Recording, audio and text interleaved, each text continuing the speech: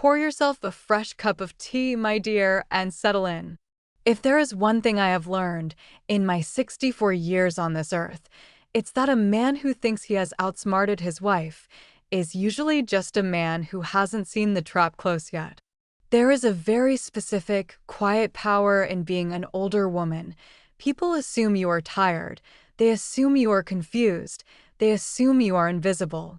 But as my husband Arthur was about to find out, invisibility is the absolute best cloak for a magnificent revenge. Part 1: The Crumbling Foundation. I stood on the polished teakwood dock of the Marina del Rey, the salty evening breeze catching the hem of my sensible wool coat. 50 yards away, bathed in the warm, golden glow of string lights and the flashing bulbs of hired photographers, was Arthur, my husband of 32 years. He was wearing a bespoke linen suit that practically screamed early retirement, raising a $300 crystal flute of champagne to a crowd of his country club friends. Standing next to him, laughing with her head thrown back, was Chloe. She was 30 years old, a Pilates instructor with a spray tan and a smile that looked like it cost more than my first car. Arthur looked every inch the wealthy, sophisticated yachtsman starting his brilliant Mediterranean chapter. He had absolutely no idea that the platinum credit card used to pay for that champagne, the catering, and the string quartet playing softly in the background had been declined exactly 20 minutes ago. He thought he was christening his new life. I was standing in the shadows, holding a red leather binder that contained the paperwork, proving he was actually ending it. The music was loud and expensive, but the silence coming in exactly 5 minutes was going to be deafening. If you're watching this video, tell me in the comments where you're from or what time it is for you right now. Just a single word lets me know you're sitting here at the table with me. 6 months before the yacht party that would ruin him, I was standing in line at our local pharmacy on a rainy Tuesday afternoon. I wasn't thinking about yachts or mistresses or offshore accounts. I was thinking about Arthur's blood pressure. He had been so stressed lately, complaining about his back, complaining about his golf swing, complaining about the sheer exhaustion of managing our retirement portfolio. I was holding a small white paper bag containing his lisinopril, a bottle of organic multivitamins, and a dark chocolate bar, because I knew he had a sweet tooth when it rained. "That will be $84.20, Martha," said Betty, the pharmacist I had known for 15 years. She smiled warmly, her reading glasses perched on the end of her nose. "Put it on the joint card, Betty, please," I said, fishing my wallet out of my leather handbag. I watched the card reader. It was a hypnotic rhythm I had experienced thousands of times. Insert, wait for the beep, sign the screen. I was thinking about the sourdough starter I needed to feed back at my bakery. I had owned Martha's Oven for 25 years. It was a modest, brick-walled bakery downtown, my pride and joy, the business that had paid for our daughter's college and kept us afloat when Arthur lost his middle management job during the recession. The machine buzzed. It wasn't the happy, melodic chime of an approval. It was a harsh, flat, angry noise. "Oh, card error," Betty said, frowning slightly at her screen. "Let me just wipe the chip. Sometimes the dust from the store gets in there." My stomach did a tiny, microscopic flip, just a small one. It was probably the chip. I pulled my cardigan tighter around my shoulders. "Take your time, Betty." She inserted the card again. Processing. The little digital wheel spun on the screen. Buzz. Declined. The flip in my stomach tightened into a knot. I could feel a prickle of heat rising up the back of my neck. I knew exactly how much money was in that checking account. I checked the ledger every Sunday morning with my coffee. We had over $14,000 sitting in liquid cash. We were supposed to be booking a river cruise through Germany for our anniversary. "Do you have another card, Martha?" Betty asked, her voice dropping to a sympathetic whisper. I could feel the presence of the people in line behind me. a mother holding a fussy toddler, an older man checking his watch. They weren't saying anything, but the silence felt heavy. The judgment was palpable. Look at the older woman who can't even afford her husband's heart medication. I don't understand, I stammered. My hands were suddenly trembling. It was just a glitch. Banks have glitches all the time. Try this one. Our savings overdraft card. I pulled out a blue Visa card that we explicitly reserved for emergencies, like when the water heater burst 3 years ago. I handed it to Betty. I held my breath. I prayed to whatever gods govern the banking system. Buzz. Declined. It says account frozen, Martha, Betty whispered, looking genuinely pained. I'm so sorry. Frozen. The word sounded terrifying. It sounded legal. It sounded like identity theft. I have cash, I said, my voice sounding thin, like dry leaves scraping across pavement. I frantically dug through the zippered compartment of my wallet, pulling out 4 crisp $20 bills and a 5. Here, just take this. The walk to my 10-year-old Volvo station wagon felt like wading through deep water. I sat in the driver's seat, the rain drumming a frantic rhythm against the windshield, and just stared at the steering wheel. My heart was hammering against my ribs. Why would both cards be frozen? Hackers? That had to be it. Someone in Russia or overseas had gotten our routing numbers. Someone was draining our life savings right now, while I was buying chocolate. I pulled out my smartphone. I wasn't the most tech-savvy woman, but I knew how to use our banking app. I tapped the blue icon. The little loading circle spun, mocking my rising panic. Login failed. Invalid credentials. I stared at the screen. I carefully retyped my password, Arthur 1984. It was the same password I had used since the app was invented. Login failed. The panic wasn't a knot anymore. It was a cold, oily liquid filling my lungs. I wasn't just embarrassed at the pharmacy. I was entirely locked out of my financial existence. I drove home 15 miles over the speed limit. When I burst through the front door of our 4-bedroom suburban colonial, I expected to find chaos. I expected to find Arthur red-faced, screaming at a bank representative on the phone. Papers scattered everywhere. Instead, the house was immaculate and quiet. The smell of his expensive espresso filled the air. Arthur was sitting in his leather recliner in the living room, watching a golf tournament on the television. He was wearing his cashmere sweater, his feet propped up, looking like a man without a single care in the universe. Arthur, I gasped, dropping my purse and the pharmacy bag onto the hardwood floor. Something is horribly wrong. My cards declined at Betty's, both of them, and the bank app has locked me out. We've been hacked.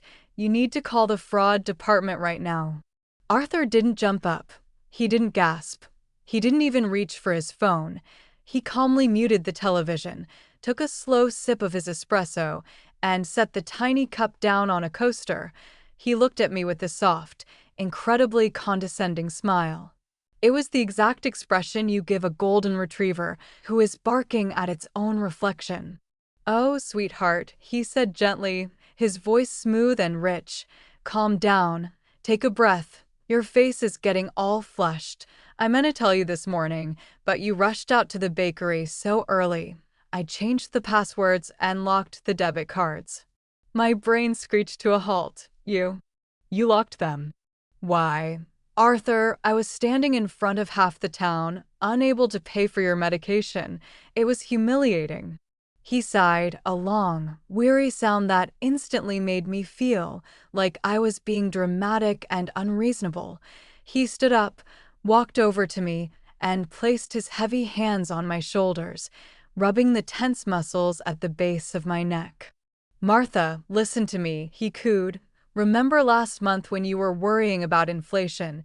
You were up late reading those financial articles, stressing yourself out about our retirement yield." "I wasn't stressing out, Arthur," I protested. Stepping back out of his grasp, "I was just doing basic bookkeeping." He held up a hand, silencing me. You worry, Martha. It's what you do. You run that bakery. You manage the house. You carry too much on your shoulders. I talked to my old buddy from the firm, Richard. He's a wealth manager now. He advised me to restructure our liquid assets into an offshore, high-yield annuity trust. It shelters us from capital gains taxes and guarantees a massive return for our retirement. But why didn't you tell me? I asked, my voice shaking. And why lock the cards? Because the transition takes 72 hours, he explained smoothly, not breaking eye contact. The bank has to freeze the primary accounts to prevent duplicate routing during the wire transfers to the offshore holding. I was going to surprise you. When the new platinum cards arrived next week, I wanted to take the burden off you, Martha. I wanted to be the man of the house, protect our future. You shouldn't have to worry about numbers at your age. At your age. The phrase stung. I stared at him. I should have felt relieved. He was handling it. He was protecting our nest egg. But deep down, in the most primal, intuitive part of my gut, warning bells were ringing loud enough to deafen me. I need the new password, Arthur, I said quietly, just so I can log in and see the transfer pending. His smile tightened just a fraction of a millimeter. His eyes went cold, though his voice remained sweet. Martha, if I give you the password, you're going to log in every 5 minutes. You're going to obsess over the exchange rates. Let me handle this one thing. Can you trust your husband of 30 years for once? Can you just let me take care of you? He made my perfectly reasonable request sound like a profound betrayal of our marriage. He twisted the narrative until I felt a wave of guilt. I was being controlling. He was trying to build us a better retirement. And I was throwing a tantrum over a pharmacy bill. Okay, I whispered, looking down at the floor. I trust you.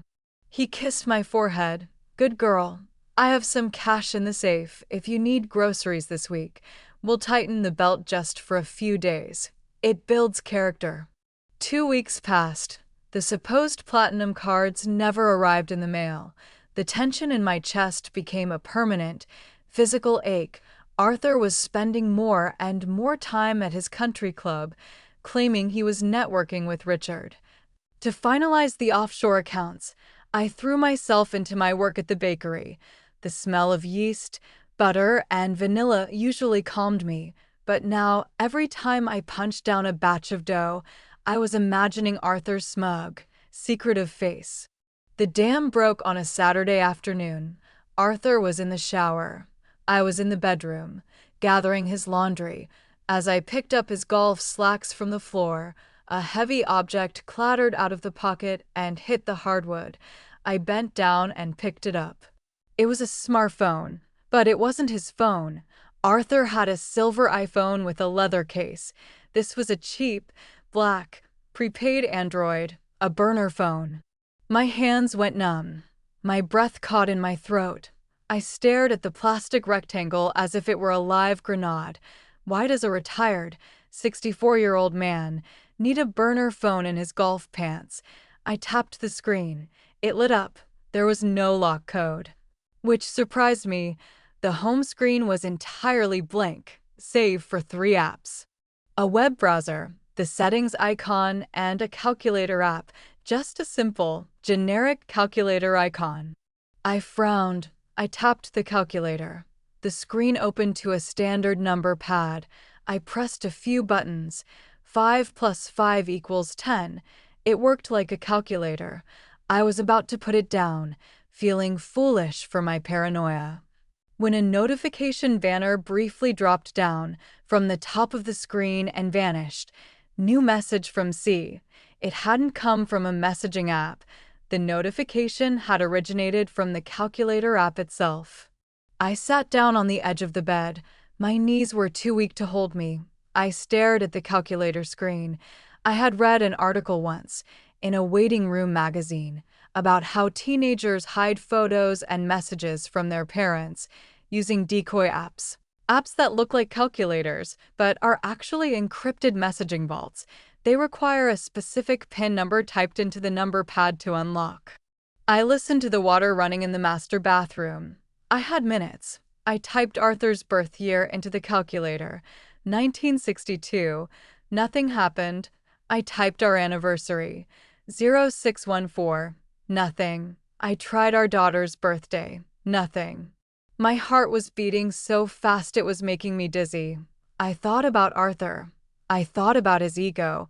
I thought about the sheer vanity of a man who dyes his gray hair and buys bespoke linen suits to play golf. I typed in the zip code of the Marina del Rey, the exact harbor where he had been endlessly talking about wanting to dock a boat one day. 90292. The screen blinked. The calculator number pad dissolved, revealing a hidden inbox. There were hundreds of messages, all from a contact simply named C. I clicked on the most recent thread. Just finished teaching my 9am Pilates class. My legs are jelly. I miss your hands, Artie. I miss you too, baby. Soon. Just finalizing the paperwork on the old ball and chain's end. She's completely clueless. Thinks the money is in a tax shelter. LOL. You're so smart. I went by the marina today. The broker says Chloe's dream is ready for the christening party next month. I can't believe you bought me a yacht for an engagement present. Best fiancé ever. Only the best for my future wife. Wear that white dress I bought you tonight. I'll tell Martha I have a late dinner with the investment guys. I didn't scream. I didn't cry. The pain was so absolute, so complete, that it entirely bypassed my tear ducts and settled directly into my marrow. He wasn't sheltering our money. He was stealing it. He was engaged to a 30-year-old Pilates instructor. He bought her a yacht named Chloe's Dream. I scrolled up, my hands trembling violently. There was a photo. I clicked it. It was a picture of a woman's hand, perfectly manicured, sporting an emerald-cut diamond ring the size of a postage stamp. It rested against the steering wheel of a brand-new Mercedes. The caption read, 2 carats, you spoil me, Artie. The shower turned off in the bathroom. I moved with the speed of a woman half my age. I closed the app, locked the phone, and shoved it back into the pocket of his golf slacks on the floor exactly where I had found it. I grabbed the laundry basket and practically ran down the hallway to the laundry room. I stood in front of the washing machine, gripping the cold metal lid, gasping for air as if I had been buried alive. He was bankrupting us. And he was laughing at me while he did it. I didn't confront him. If I confronted him now, with no proof other than a snooped burner phone, he would deny it. He would hide the assets. He would use his country club lawyers to bleed me dry in court. No, I needed to see the bottom of the rabbit hole.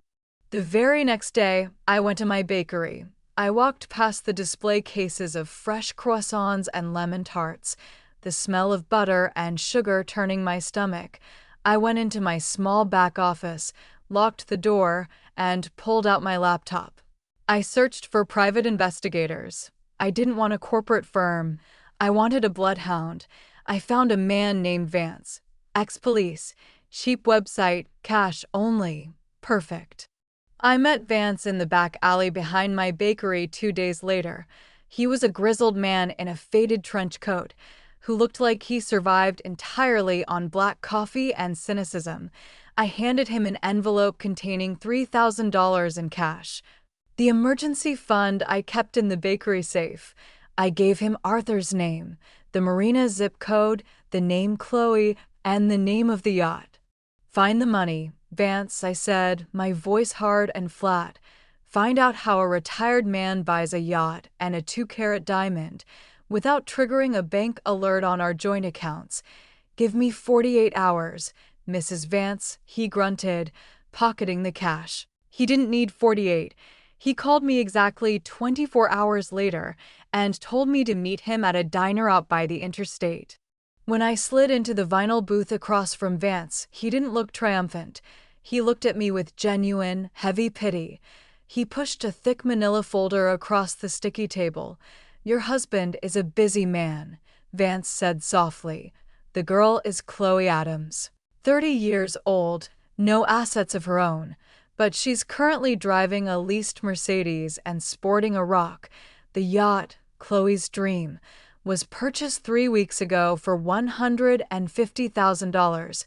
He's throwing a massive christening and engagement party for her at the marina next month. How, I whispered, staring at the closed folder. How is he paying for it? Our savings account only had $14,000. He didn't use your savings, Vance said. He tapped the folder. Open it. I opened the cover. The first page was a credit report. Not his, mine. Arthur took out 3 high-limit platinum credit cards over the last 5 months, Vance explained. He opened them as joint accounts, but he listed you as the primary cardholder, forging your digital signature online. He had the statements routed to a P.O. box. He has racked up $60,000 in debt on those cards, buying her jewelry, clothes, and paying for the party caterers. You are legally on the hook for all of it.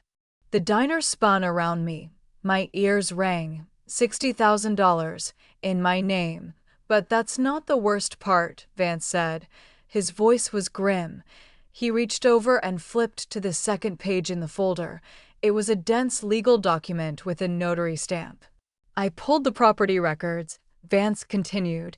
To buy the yacht, Arthur took out a $150,000 commercial loan, a second mortgage, against our house, I choked out.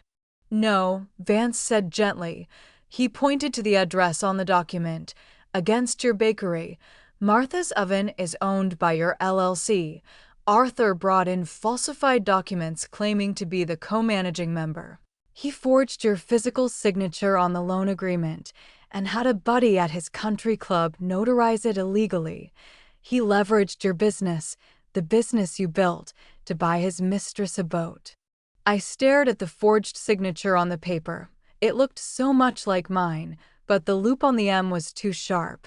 It was Arthur's handwriting. He hadn't just stolen my retirement. He had stolen my legacy, if he defaulted on that loan, which he would. Because he had no income, the bank would foreclose on my bakery. They would take the ovens. They would take the brick walls. They would take everything. I sat in the diner booth, the smell of stale coffee and grease suddenly overwhelming. I felt a tear slide down my wrinkled cheek. It wasn't a tear of sadness. It was a tear of absolute, crystalline rage. Do you want me to recommend a good divorce attorney? Vance asked quietly. I looked up at him. I wiped the tear away with the back of my hand. No, Vance. I don't want a good attorney. I want a monster. Part 2. The Art of the Fold. Diane Sterling was a monster in a Chanel suit. She operated out of a glass-walled office downtown and charged a retainer that made my eyes water, which I paid using the last of the bakery's operational cash. When I laid Vance's manila folder on her immaculate desk, she didn't gasp. She didn't offer me a tissue. She simply read through the documents, her eyes darting back and forth like a predatory bird. He's sloppy, Diane finally said, closing the folder with a sharp snap. The forged notary alone is a felony. The credit card fraud is federal. We can freeze his assets, call the police, and have him arrested by dinner time. No, I said instantly. Diane raised a perfectly sculpted eyebrow. No. Martha, this man has leveraged your life's work to finance a midlife crisis. If you don't file a police report, the bank will hold you liable for the bakery loan. If I call the police now, I explained, leaning forward, he goes to jail, yes, but the legal battle will take years. The bank will tie up my bakery in litigation as evidence. The press will cover it.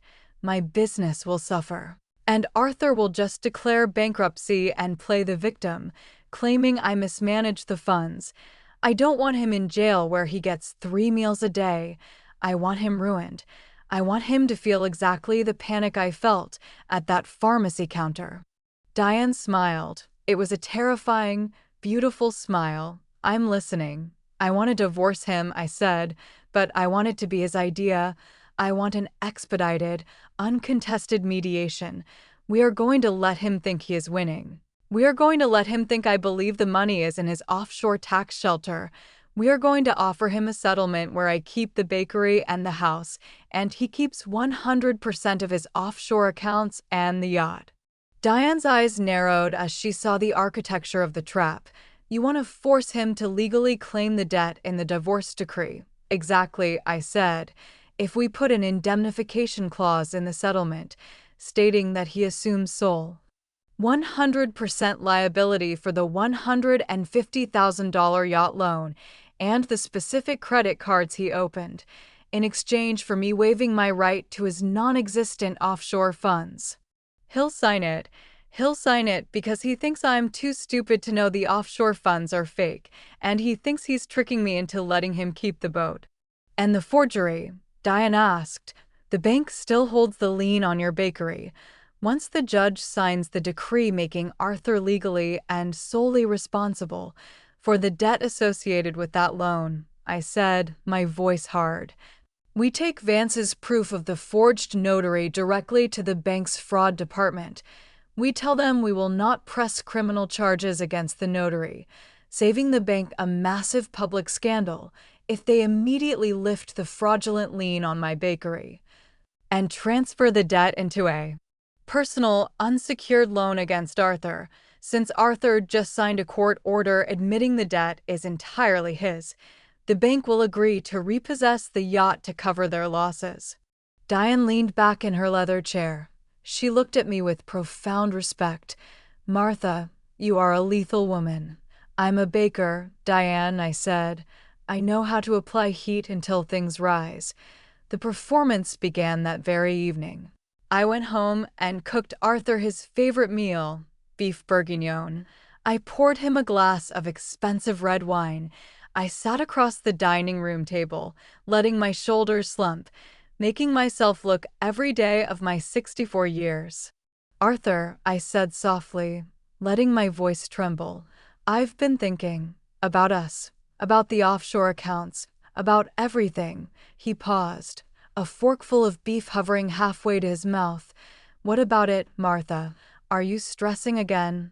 "I'm just tired," I sighed, looking down at my hands. "I'm tired of the financial maneuvering. I'm tired of feeling like we are living two different lives. You are always at the club. I am always at the bakery. I think we've reached the end of the road." Arthur froze. He slowly lowered his fork. I could practically see the gears turning behind his eyes. He had been planning to leave me anyway, but now I was handing him the loaded gun and asking him to pull the trigger. He could play the merciful gentleman. "Martha," he said, adopting a tone of deep, fake sorrow. I didn't want to say it, but I felt it too. The distance, the lack of connection. You're married to that bakery, and I need to see the world. "I know," I whispered, forcing a single tear to brim in my eye. "I want to make this easy, Arthur. No long court battles, no fighting." I spoke to a mediator. "We can do a fast-track dissolution. I keep the house and the bakery. You keep whatever is in your offshore accounts, your car, and that boat you've been talking about buying. We walk away clean." Arthur's eyes lit up with a greedy, unholy light. He couldn't believe his luck. I was literally offering to let him walk away with the stolen money. No questions asked. "Martha, if that's what you truly want," he said, reaching across the table to pat my hand. His skin felt like a snake's. "I think that is incredibly mature of you. I'll agree to whatever makes you comfortable." The mediation took place a week later in Diane's office. Arthur arrived wearing a smug, relaxed smile, dressed in a casual blazer. He hadn't even hired his own lawyer. He thought Diane was just a paper pusher there to facilitate my surrender. Diane slid the thick stack of settlement documents across the glass table. "Mr. Vance, this outlines the division of assets. As discussed, Martha retains sole ownership of Martha's oven and the primary residence. You retain sole ownership of the accounts listed in Appendix B, the vehicle, and the vessel named Chloe's Dream."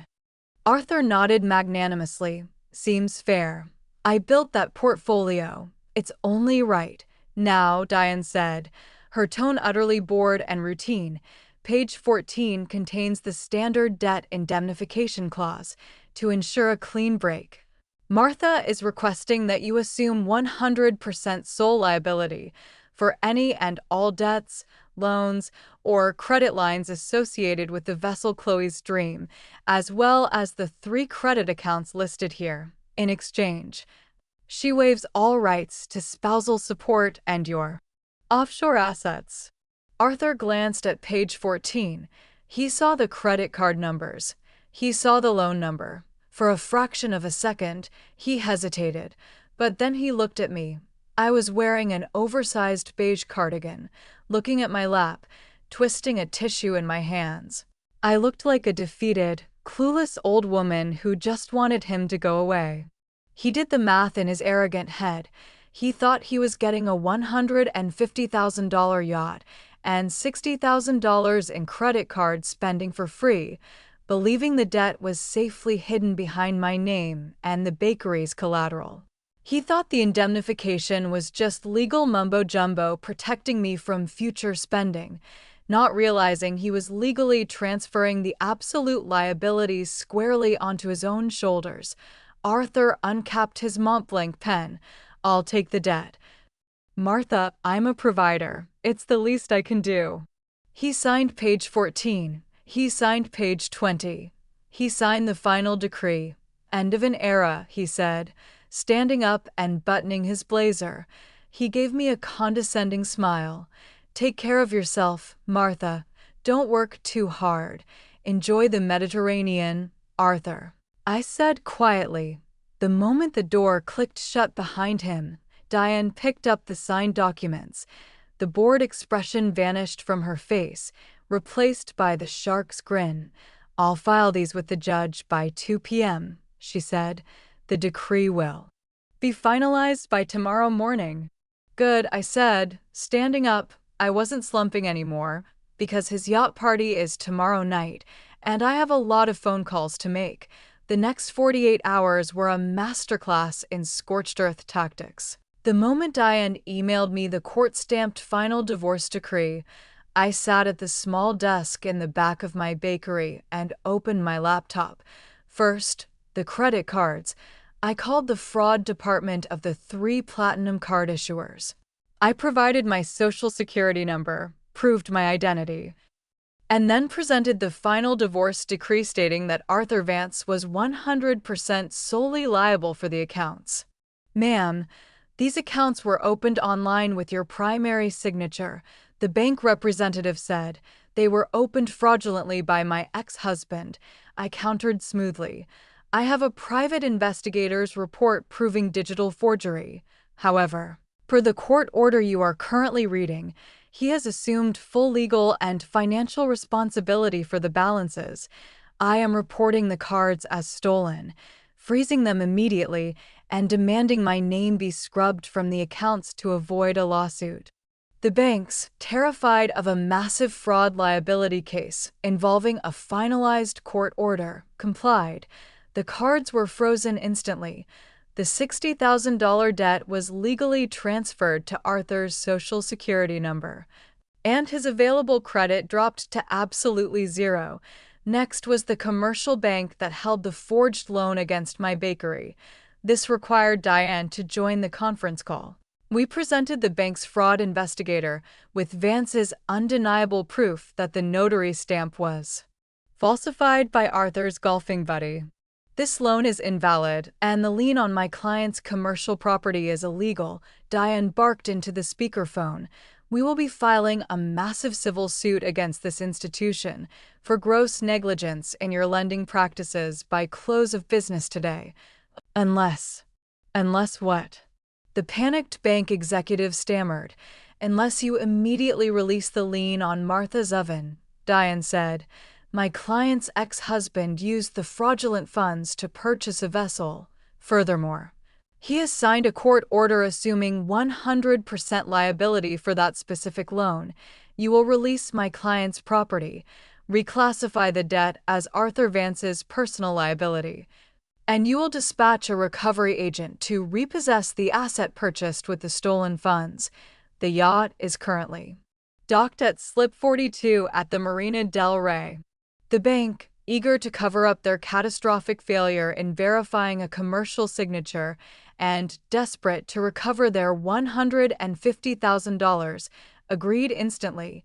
The trap was fully set. The spring was wound so tight it was humming.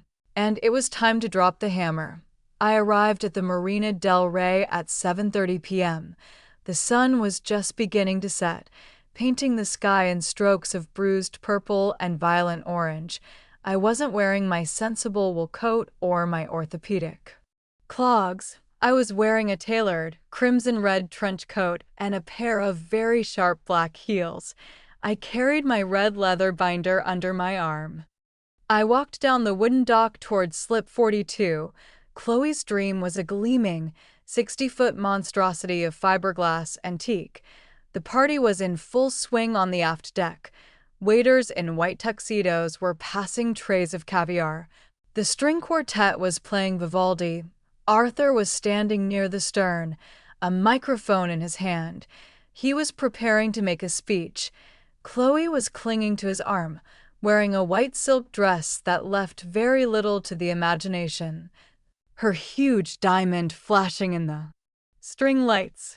"Friends," Arthur boomed into the microphone, his voice echoing over the quiet harbor. "Thank you for coming. Tonight, we celebrate new beginnings. We celebrate the rewards of a lifetime of hard work, smart investments, and most importantly, finding the woman of my dreams." He kissed Chloe's cheek. The crowd of 50 country club friends politely applauded. "And so," Arthur continued, raising his champagne flute, "I officially christen this vessel." "Excuse me," a sharp, nervous voice interrupted. It was the catering manager. He was wearing a black suit and sweating profusely. He had stepped right into the middle of the crowd, holding a wireless credit card terminal. "Mr. Vance," the manager stammered, looking terrified. "I am so sorry to interrupt your speech, sir, but the final payment for tonight's catering and bar service." The card declined. Arthur laughed, a dismissive, arrogant sound. "Nonsense, Jeffrey. It's a platinum card. Run it again." "I have, sir, for times. I even called the issuer. They said the account has been frozen due to fraud, and the balance has been reported to collections." A murmur rippled through the wealthy crowd. Chloe dropped Arthur's arm, her perfectly sculpted eyebrows knitting together in confusion. "Artie, what is he talking about?" "It's just a bank glitch, baby," Arthur said, his face flushing a deep, angry red. He dug into his linen jacket and pulled out a different platinum card. "Here, Jeffrey, use the back up and be quick about it. You're embarrassing my fiancé." Jeffrey swiped the second card. The machine beeped a harsh, angry buzz. "Declined, sir. This one says the account is closed. Let me help you with that, Arthur," I called out.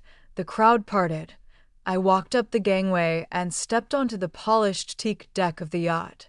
The string quartet stopped playing abruptly. The silence was absolute, broken only by the gentle slapping of the water against the hull. Arthur's jaw dropped. He looked at me as if I had risen from the dead. "Martha." "What? What are you doing here? You're not invited."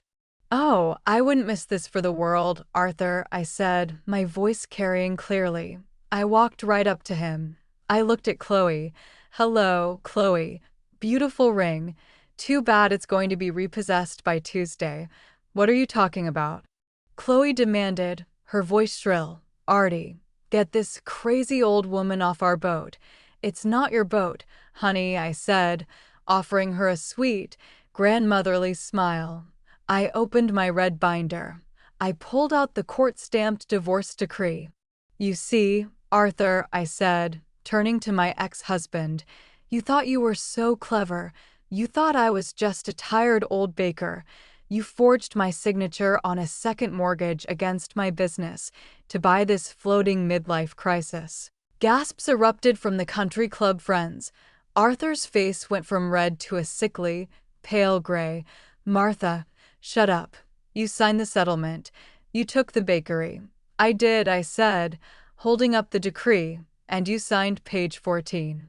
The page where you legally assumed 100% sole liability for the fraudulent loan and the $60,000 in credit card debt you racked up buying Chloe's affection. The judge finalized it this morning. Arthur stared at the paper. His hands began to shake violently. No. No, the money is in the offshore accounts. There are no offshore accounts, Arthur, I said, letting the sheer weight of his stupidity crush him. You lied to me to hide your theft. I lied to you to get you to sign the debt into your own name. I closed the cards today. You have zero credit. And you owe the bank over $200,000. You bitch, Arthur hissed, stepping toward me, his fists clenched. I wouldn't do that, Mr. Vance, a deep voice said from the gangway. Two men in dark windbreakers stepped onto the deck. The letters "Fraud Investigation" were printed in small white text on their lapels. Behind them stood two uniformed harbor police officers, Arthur Vance. The lead investigator asked, "We are with the Commercial Lending Division of First National. We have a court order and sworn testimony confirming the notary signature on your $150,000 commercial loan was forged. Given that you have legally assumed this debt in a court of law, we are executing an immediate repossession of this asset to mitigate the bank's losses." Arthur couldn't breathe. He looked at the officers. He looked at the caterer holding the declined machine. He looked at me. "You're taking the boat." Chloe shrieked, her voice hitting a dog whistle pitch. She turned to Arthur, her face contorted with rage. "You told me you were rich. You told me you paid cash. You're broke." "Chloe, baby, wait, I can fix this," Arthur begged, reaching for her. "Don't touch me, you fraud." Chloe screamed. She didn't hesitate. She didn't offer comfort. She grabbed her designer clutch, pushed past the harbor police, and practically sprinted down the dock in her stilettos, disappearing into the night. "Everyone off the vessel, please." The police officer announced to the stunned crowd of guests, "This is now bank property." The guests scrambled, whispering frantically, eager to escape the epicenter of Arthur's total destruction. Within 2 minutes, the yacht was empty, save for Arthur, the police, and me. Arthur fell to his knees on the teak deck. He was a ruined man. He had no wife, no mistress, no savings, no boat, and $250,000 in fraudulent debt, bearing his name alone. I looked down at him one last time. I adjusted my red coat. "Enjoy the Mediterranean, Arthur," I said softly. I turned and walked off the boat, the solid wooden dock feeling wonderful beneath my sharp black heels. I drove back to my house, and poured myself a glass of iced tea. Life is exceptionally sweet these days. My bakery is thriving. I hired a new apprentice, a lovely girl who respects the craft. The bank completely cleared the lien on my property. Arthur is currently living in a rented room above a laundromat, working as a greeter at a big-box hardware store to pay off his massive court-ordered restitution to the credit card companies. Chloe, I heard, moved to Miami and is currently dating a plastic surgeon. I still keep that red leather binder on the bookshelf in my office. Sometimes, when the ovens are warming up in the early morning and the world is quiet, I run my fingers over the cover. It reminds me that the most dangerous thing a man can ever do is assume the woman standing silently beside him doesn't know how to sharpen a knife. If this story resonated with you, leave a like and consider subscribing to Family Shock. You can also drop a comment below, even just one word. Maybe tell me where you're watching from or what time it is right now. Sometimes one word is enough to say you were here.